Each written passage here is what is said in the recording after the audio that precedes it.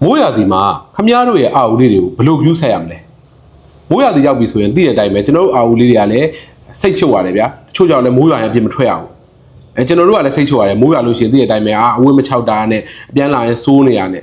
အဲ့လိုပဲမိုးရာသီမှာအာအူလေးတွေကို view ဆက်ပြရမယ်အချက်၅ချက်ကျွန်တော်ပြောပြမယ်ပထမဆုံးကတော့ဘာလဲဆိုတော့မိုးရေဆိုပြီးတော့ပြန်လာတဲ့အချိန်မှာကျွန်တော်တို့အာအူလေးတွေကို6အောင်တုပ်ပေးဖို့လိုပါတယ်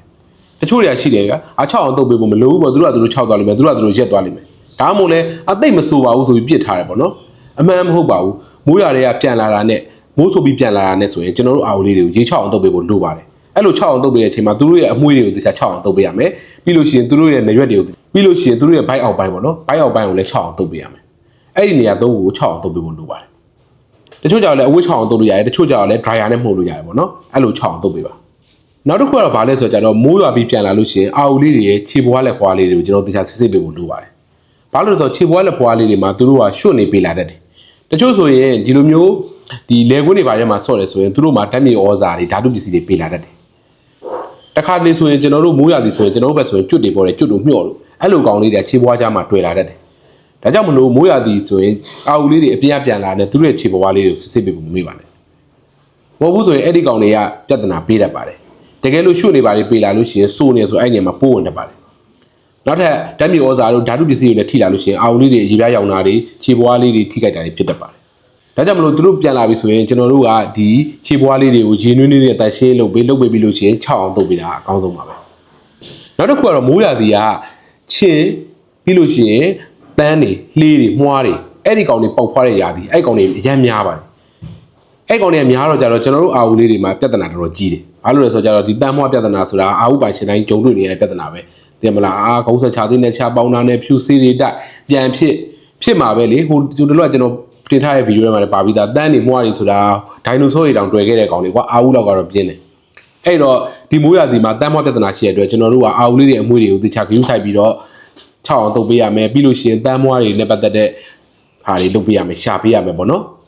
တကယ်လို့တန်းမွှားတွေများလာပြီဆိုရင်အာအူလေးတွေအစားအသောက်စားလေအာဟာရမပြည့်တာတို့အားနေတာတို့သွေးအားနေတာတို့ဒါမျိုးတွေဖြစ်တတ်တယ်တချို့မွှားတွေကြောင့်ဆိုရင်သွေးရောဂါတွေပါလည်းဖြစ်တတ်တယ်ဒါကြောင့်မလို့မိုးရာသီမှာကျွန်တော်တန်းမွှားကိုပို့ပြီးယူဆိုင်ပေးပါနောက်တစ်ခုကတော့မိုးရာသီမှာကျွန်တော်တို့ထပ်ယူဆိုင်ပေးရမှာအာအူလေးတွေရဲ့အိယ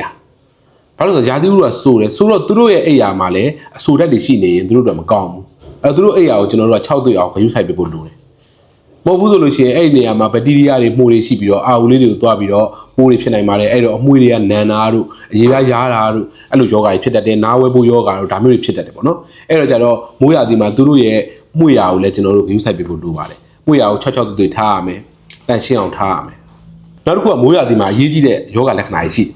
အဲ့ဒါတွေကဘာလဲဆိုတော့အစာမစားတာအန်တာဝမ်းလျှောတာပြီးလို့ရှိရင်ချောင်းဆိုးတာပြီးရင်အသက်ရှူကြက်တာပေါ့နော်ဒီလိုလက္ခဏာတွေတော့ကျွန်တော်တို့စောင့်ကြည့်ရမယ်အာအူလေးတွေဖြစ်ပြီဆိုတာနဲ့ကျွန်တော်တို့ကဟာတက်တာသွားလိမ့်မယ်လို့ကျွန်တော်ယူဆလို့မရအောင်စောင့်ကြည့်ဖို့လိုတယ်ဘာလို့လဲဆိုတော့ရာသီကအေးတယ်ရာသီကအေးလို့ရှိရင်သူတို့ရဲ့အခင်းကအေးနိုင်တယ်သူတို့ရဲ့အိပ်ရာတွေကအေးနေနိုင်တယ်အေးနေတယ်လို့ရှိရင်အဲ့ဒီအေးဒဏ်တွေကြောင့်မလို့အာအူလေးတွေကအစာမကြည်တာတွေဖြစ်တတ်တယ်နောက်တော့ပြီးတော့အော့အန်တာတွေဖြစ်တတ်တယ်ပြီးလို့ရှိရင်အေးပတ်တာတွေဖြစ်တတ်တယ်အဲ့တော့ကျွန်တော်ပြန်ကောက်ရမယ်ဆိုရင်မိုးရာသီမှာကျွန်တော်တို့အာအူလေးတွေလုပ်ပေးရမှာကတော့အပြင်ကပြန်လာတိုင်းမှာကျွန်တော်ရေချောင်းအောင်တုပ်ပေးရမယ်